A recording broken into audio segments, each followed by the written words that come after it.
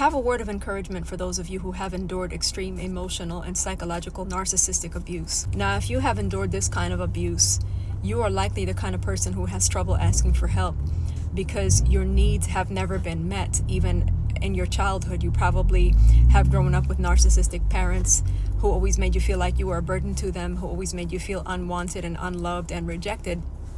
And so you probably grew up with this core belief that you are a burden, you are too much for people, and you've probably been shrinking yourself down as small as you can everywhere you go so that you are, as least of an inconvenience to people as you can possibly make yourself, right? Because you always feel like you're a bother to others. So you probably have needs in different situations and you probably don't express them, right? Because you don't want to scare people off. You want people to be as comfortable as possible around you by not expressing the things that you actually feel. You probably let people walk all over you your entire life. You probably let people abuse you and take advantage of you. You probably overextended yourself. You probably met everybody else's needs, went out of your way to make people happy, to give them what they needed while having your own needs unmet. And so this would have caused further neglect, right? Feelings of neglect and even self-abandonment. And so I want to tell you how the enemy would have set you up and would continue to set you up for the rest of your life to continue to feel this way, that you're too much and that you're a burden to everybody until you make an intentional effort to take up space, okay? And what do I mean by this? Now, Satan would have done this to you, and I know that a lot of you can confirm that what I'm saying is correct. Satan would have gone out of his way to send mean-spirited people into your life, meaning Jezebelic, narcissistic, selfish, entitled people into your life who made you feel like you were too much for just simply using your voice, for expressing the simplest, basic needs, right? And even if you were to go out in public, let's suppose you were to order food and they got your food order wrong. Satan would have set you up, okay, to meet a mean-spirited waitress or a mean-spirited clerk at the grocery store everywhere you went so that you could never feel safe to ask for what you needed, to ask for help, to tell them that what they did was wrong, or you got my order wrong, or this is not what I asked for, okay? And even in relationships, when you expressed your needs, Satan would have set you up from childhood because your parents were narcissists, so he programmed that into you. He would have set you up to stay silent. So when you did express your needs in these narcissistic relationships, they would have harshly punished you. They would have given you the silent treatment. They would have gotten mad at you. They would have punished you. They would have shunned you. They would have yelled at you or told you that you were just being too much. You're always trying to argue. You're this, you're that. They would have criticized you harshly, right? And made you feel like you were the problem for just stating the simplest need or for telling them that what they were doing was wrong. And so that would have silenced your voice. That would have diminished you. That would have made you feel like, well, maybe I am the problem because everywhere I go, people get annoyed with me when I speak up. Now, I want to let you all know that because these are familiar spirits in your life, meaning Jezebel has been following you your entire life, trying to bully you, shrink you, silence you, muzzle you, and make you feel like you're the problem, you are going to have to intentionally push against this demonic system. Meaning you're going to have to take up space and not give a rat's tail about people's reactions to you, because Satan is going to possess people to try to huff and puff at you everywhere you go, to try to roll their eyes and get mad and get annoyed with you simply for stating your needs, okay?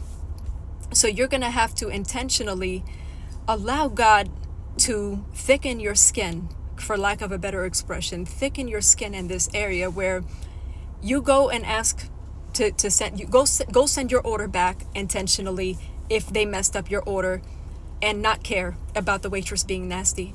Go send the order back. Go return something if it's not what you asked for. Go speak up about injustices and things that are being done that you're not happy about, that are being done to invade your personal space. You're going to have to push against this system that's pushing against you, because I want to let you all know that it's not just that Satan doesn't want you to ask for help.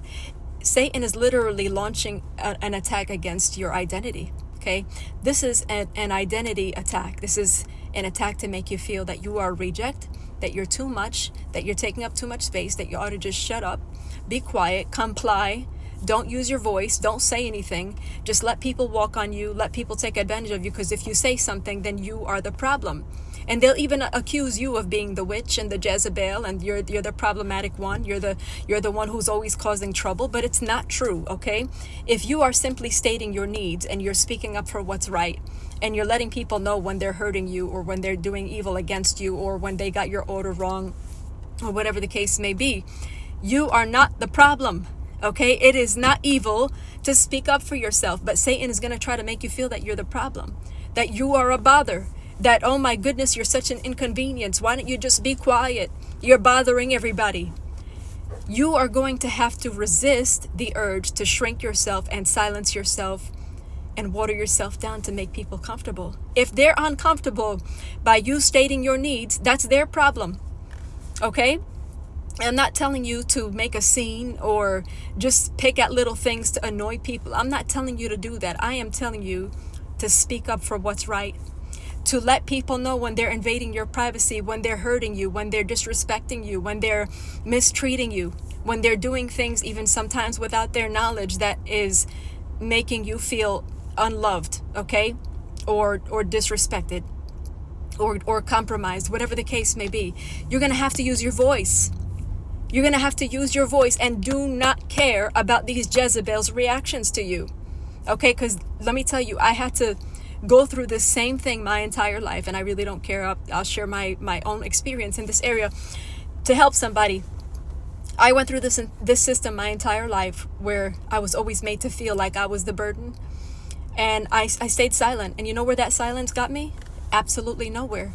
It got me walked on. It got me used. It got me abused. It got me taken for granted. And then it got me bitter. Okay? It got me bitter, and it got me angry because I couldn't use my voice. But I had to resist the urge to shut down when these Jezebels everywhere I went would try to attack me. You have to not care.